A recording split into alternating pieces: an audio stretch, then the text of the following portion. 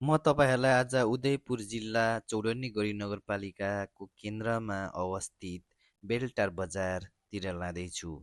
यो पूर्वी नेपालको एक प्रमुख तथा ऐतिहासिक व्यापार केन्द्रको सङ्गम स्थल पर्दछ।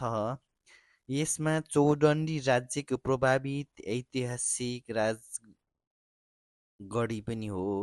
चौडन्डी गढी जहाँ सेन राजा कर्णसेनको शासन थियो।